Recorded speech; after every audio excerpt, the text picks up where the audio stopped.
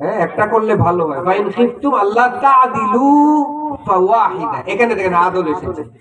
যদি আপনি আদল করতে না পারেন, যদি আপনি ন্যায় বিচার করতে না পারেন, তাহলে আপনি একটা বিয়ে করেন। কয়টা বিয়ে? একটা। এবার শুনেন, গুরুত্বপূর্ণ কথা শুনেন।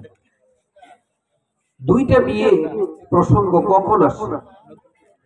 আপনি দুইটা বিয়ে অবিবাহিত করবেন, এই জন্য এই আয়াত নাযিল হয়নি, বুঝছেন?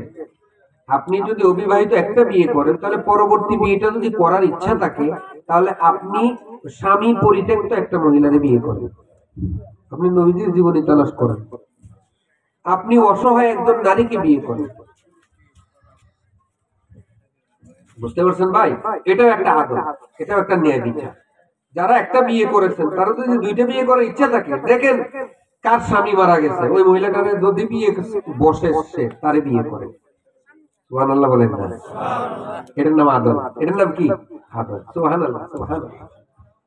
আর অবিবাহিত মেয়েরারে অবিবাহিত ছেলেদের কাছে বিয়ে দেয়। কি বলেন? এটা হলো আদল, এটাও আদল। এরপর আপনি সমাজের সর্বত্র ন্যায় বিচার করবেন। ওয়াজ মাহফিল, এই যে মৌলানা কথা বললেন, উনি একজন প্রফেসর, উনি খুব সুর টুর দিচ্ছেন, কিন্তু তার কথা প্রত্যেকটা মুক্তর মতো মূল্যবান। সুবহানাল্লাহ। তো একজন সুর দিছে, খুব সুন্দর সুর দিছে, আপনি বললেন ওরে বাপ রে বাপ কি সুর দিছে, বেটার ওয়াজের শব্দ বোধহয় একেবারে চামড়া কাট পার হইছে। হ্যাঁ, আপনি ওরে খুব মাথা তুলে দিলেন, আর উনি যে এত মূল্যবান কথা বললেন, উনার কথাটাকে কোনো পাত্তাই দিলেন না। আপনি ওইখানেও আদলের বিপরীত করেছেন। কথা বলেন ঠিক কিনা? একজন বক্তাকে চুক্তি করে এনে আপনি দিলেন 50,000, আর একজন বক্তা, আশেপাশের বক্তা, উনারে দিলেন 500 টাকা, 1000 টাকা। এটা কি আপনি আদল করলেন? এটা নিয়ে বিচার করলেন? চুক্তি করে বক্তা আনাই যায়। কথাটা বুঝে আসছে? আমি যদি এখানে আসতাম আপনাদের সাথে চুক্তি করিয়া, তাহলে আমিও সেই গুনাহগার হইতাম। বুঝে আসছে ভাই? যাই হোক, সেদিকে আমি গেলাম না। এইবারে আসেন 2 নম্বর। আমার সময় যেহেতু কম, তো আমি এখন একটু আপনাদেরকে অনুরোধ করতে চাই যে আমি 6টা বিষয় বলবো, তো গলাটা একটু ধার দেন। কি কই? আপনারা একটু জিকির করবেন। আবার ফতোয়া দিন না যে আমরা জিকিরের লাগে হুজুরে চা খাওয়া দিচ্ছি।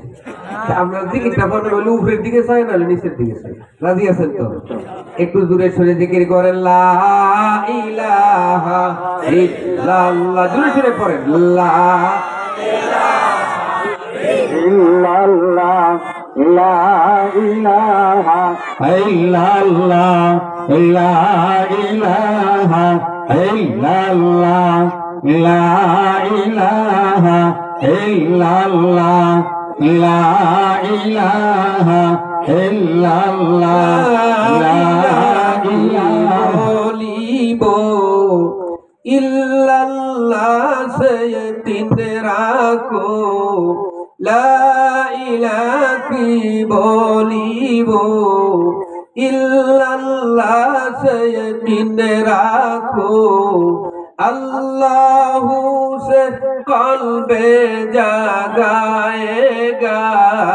ला इलाहा इल्लल्लाह, ला इलाहा इल्लल्लाह, ला इलाहा इल्लल्लाह, ला इलाहा इल्लल्लाह। सुन्नत रसूल है खुदा का ही फरमान है, सुन्नत रसूल है खुदा का ही फरमान है, कलिमाए तैयब भी जान भी कुर्बान है, ला इलाहा इल्लल्लाह, ला इलाहा इल्लल्लाह, ला इलाहा इल्लल्लाह, ला इलाहा इल्लल्लाह, ला इलाहा इल्लल्लाह, ला इलाहा ইল্লাল্লাহু মুহাম্মাদুর রাসূলুল্লাহ সাল্লাল্লাহু আলাইহি ওয়াসাল্লাম। 2 নম্বর বিষয় হলো ইহসান। ইহসান কি জিনিস বলতে পারেন? ইহসানের বাংলা কেউ বলতে পারেন? অনুগ্রহ, দয়া। সূরা বনী ইসরাঈলের একটা আয়াত তেলাওয়াত করলে আপনি বুঝবেন ইহসান অর্থ। আল্লাহ পাক বলেন, ওয়া ক্বাদা রাব্বুকা আল্লা তা'বুদু ইল্লা ইয়্যাহু ওয়া বিল ওয়ালিদাইনি ইহসানা। দেখেন আল্লাহ রাব্বুল আলামিন তার ইবাদতের পরেই পিতামাতাকে ইহসান করার নির্দেশ দিয়েছেন। ইহসান কি জিনিস এখানে বুঝেন। ইহসান শব্দের অর্থ হলো একরাম এবং ইহসান একই অর্থ। আপনারা যারা তাবলীগে কাজ করেন, সময় দেন, এরা একরাম জিনিসটা ভালো বুঝে, ঠিক না? একরাম করেন, একরাম করেন। গাড়িতে উঠেছেন, একজন মুরব্বী দাঁড়িয়ে আছেন, যুবক ভাই একরাম করলেন, তিনি দাঁড়িয়ে মুরব্বীকে বসতে দিলেন, এটাকে একরাম বলে না? একরাম বলে। এখন ইহসান কি? আমার আল্লাহ তো এখানে বলতে পারতেন ওয়াবিল ওয়ালিদাইনি ইকরামা, ইকরাম না বলি ইহসান কেন বললেন? ইহসান বললেন এই জন্য, এটা তাফসীর ইবনে কাসিরের মধ্যে ব্যাখ্যা এসেছে এইভাবে, পিতামাতা তোমাকে যদি কষ্ট দেয় তাও তার প্রতি দয়া করো। সুবহানাল্লাহ। আর একরাম কি জিনিস? আপনাকে যিনি দয়া করেছেন তার প্রতি আপনি দয়া করেন, তাকে বলে একরাম। আপনাকে যদি সে গালিগালাজ করে তাহলেও আপনি তাকে দয়া করেন, এটার নাম একরাম। আপনি কাকে একরাম করেন? যিনি আপনাকে শ্রদ্ধা করেন, যিনি আপনাকে ভালোবাসেন, তাকেই কিন্তু আপনি কি করেন? একরাম করেন। আর ইহসান কি জিনিস? অনেক ভাই আছে এভাবে বলে, হুজুর পিতামাতার হকের কথা বলেন, কিন্তু পিতা যে আমাকে টকাইলো, পিতা যে আমাকে মারলো, পিতা যে আমাকে ওই সম্পত্তি কম দিল, পিতা যে আমাকে বাড়ি থেকে বের করে দিল, সেটা কি আপনি জানেন? আমার যে কষ্ট দিল, এই বাবারে সম্মান করতে আপনি বলেন? অবশ্যই। পিতা যদি আপনাকে কষ্টও দেয়, বাড়ি থেকে তাড়িয়ে দেয়, মিরাস আপনার ওয়ারিস থেকে বঞ্চিত করে, তারপরেও আপনি কি করবেন? তাকে সম্মান করবেন। কারণ কি? ওয়াবিল ওয়ালিদাইনি ইহসানা, এগুলো ইহসান। এরপর আরেকটা বিষয় হলো, এটা হলো ইবাদতে ইহসান, নামাজের মধ্যে ইহসান। আপনি নামাজে এমন ভাবে দাঁড়াবেন যেন আপনি আল্লাহকে দেখতেছেন, কান্নাকা তারাহু, আপনি আল্লাহকে দেখতেছেন।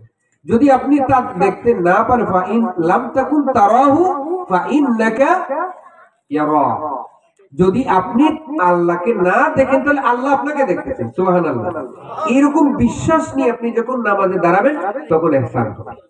তো 2 নম্বর। 3 নম্বর হলো আকারিব, আপনার যে প্রতিবেশী আছে, ইয়ামুরু বিল আদলি ওয়াল ইহসান ওয়া ইতা'i যিল কুরবা, আপনার প্রতিবেশী আছে, তাদের হক পালন করবেন, তাদের হক আদায় করবেন। আপনার মেয়ের বিয়ে বা ছেলের বিয়ে, তখন আপনি ডেক্সে টান্না বাজাইলেন, রাত্রিবেলা খুব বেশি সাউন্ড দিয়ে বাজাইলেন, আনন্দ ফুর্তি করলেন, কষ্ট হয়েছে কার? প্রতিবেশীর। জুড়ে বলেন, কষ্ট হয়েছে কার? প্রতিবেশী। এই যে প্রতিবেশীর কষ্ট, আপনি যে কষ্টটা দিলেন, হাদিসে এসেছে এই কষ্ট আপনি না পাওয়া পর্যন্ত আল্লাহ আপনার মৃত্যু দিবেন। বুঝছেন? এটা হলো বদলা। হাল জাযাউল ইহসান ইল্লাল ইহসান। আপনি যদি দয়া করেন, এটা দেখেন আর রহমান, সূরা রহমানের মধ্যে ইহসান এসেছে, আপনি যদি দয়া করেন তাহলে দয়ার বিনিময়ে দয়া পাবেন। আপনি কষ্ট দিয়েছেন, কষ্টের বিনিময়ে কষ্ট পাবেন। পটকা ফোটানো, মানুষকে কষ্ট দেওয়া, এগুলি কি আপনাদের সমাজে আছে? এগুলি করবেন না, এগুলি করবেন না। তাহলে ভাই আল্লাহ রাব্বুল আলামিন যে 3টা জিনিসের নির্দেশ দিয়েছেন, ওই 3টা বললাম, সময় আমার শেষ, হুজুর বুদা এসে পড়েছেন। আর ওই যে নিষেধ করেছেন 3টা, ওই 3টা নিষেধ কি কি? ফাহশা ওয়াল মুনকার, এক অশ্লীলতা, আর হইল আরেকটা কি? মুনকার, খারাপ জিনিস যেগুলি নিষিদ্ধ, এইগুলি। এরপরে বাগী, বাগী মানে কি? অবাধ্যচার। আল্লাহ রাব্বুল আলামিনের অবাধ্যচারিতা আপনি ছেড়ে দিন। এই 6টা কথা আল্লাহ রাব্বুল আলামিন বলেছেন, এবং খতিব সাহেব আপনাদেরকে প্রতি জুমাবারে এই 6টা কথা শোনায় দেন, 3টা করো 3টা ছাড়। তাহলে আমরা সারা জীবন ব্যাপী এই 3টার কাজ করব, 3টা কাজ ছাড়বো। আমরা সবাই রাজি? আল্লাহ পাক আমাদের সবাইকে কবুল করুন। আমরা সকলে বলি আমিন। আমি আপনাদের সবার কাছে দোয়া চেয়ে বিদায় নিচ্ছি। ওয়া হাযা আখিরু দাওয়ানা আলহামদুলিল্লাহি রাব্বিল আলামিন।